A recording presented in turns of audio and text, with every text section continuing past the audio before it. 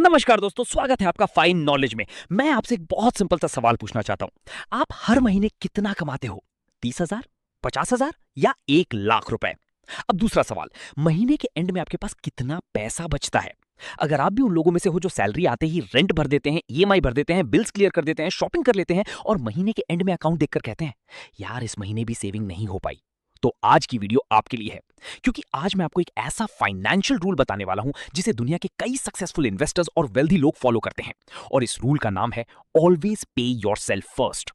नाम सुनने में बहुत सिंपल लगता है, लेकिन अगर आपने इस एक रूल को अपनी लाइफ में अप्लाई कर लिया तो कुछ सालों बाद आपकी फाइनेंशियल कंडीशन पूरी तरह बदल सकती है। अब सवाल यह है कि इसका मतलब क्या है।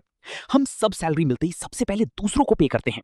घर का रेंट, बिजली का bill, internet recharge, EMI, credit card payment, petrol, shopping, और जब सब कुछ हो जाता है तो जो पैसा बच जाए उसको सेविंग बोल देते हैं। लेकिन सच ये है कि अक्सर कुछ बचता ही नहीं, और इसी वजह से लोग सालों तक काम करते रहते हैं लेकिन फाइनेंशियली आगे नहीं बढ़ पाते। अब एक छोटा सा एग्जांपल देखते हैं। मान लीजिए राहुल नाम का एक व्यक्ति हर महीने 40,000 रुपए कमाता है। सैलरी आते ही उसने 12,000 रुपए रेंट में दे दिए, 5,000 रुपए ग्रोसरी में चले गए, 3,000 रुपए पेट्रोल में, 2,000 रुपए इलेक्ट्रिसिटी और इंटरनेट में, 5,000 रुपए ईएमआई में, 4,000 रुपए शॉपिंग और ऑनलाइन ऑर्डर्स में, 3,000 रुपए रेस्टोरेंट और आउटिंग्स में, और कुछ अनएक्सपेक्टेड खर्चे भी आ गए।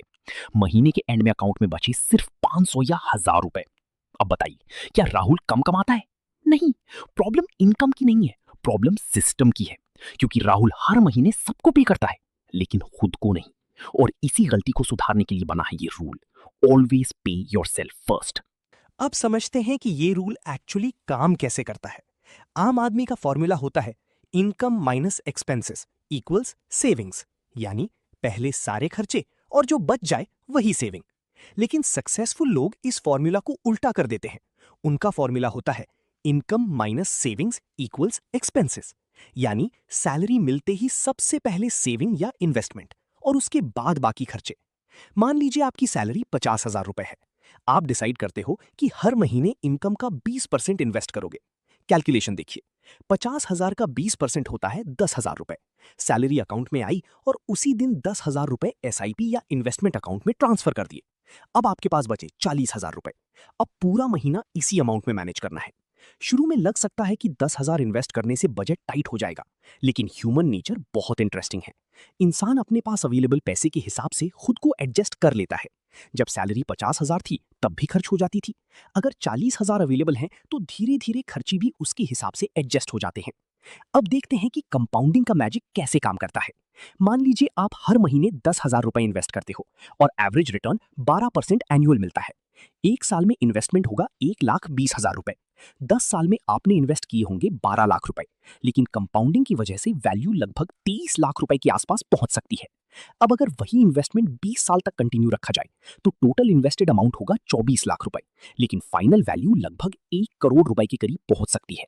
ध्यान दीजिए, आपने 1 करोड़ इन्वेस्ट नहीं किया, आपने सिर्फ 24 लाख इन्वेस्ट किए, बाकी पैसा कंपाउंडिंग ने। तो दोस्तों, आज की वीडियो से सिर्फ एक बात याद रखिए, अगर आप पैसे बचने का इंतजार करोगे तो शायद कभी सेविंग नहीं कर पाओगे, क्योंकि एक्सपेंसेस हमेशा रहेंगे। आज मोबाइल का खर्चा है, कल गाड़ी का होगा, परसों घर का होगा। खर्चे कभी खत्म नहीं होंगे।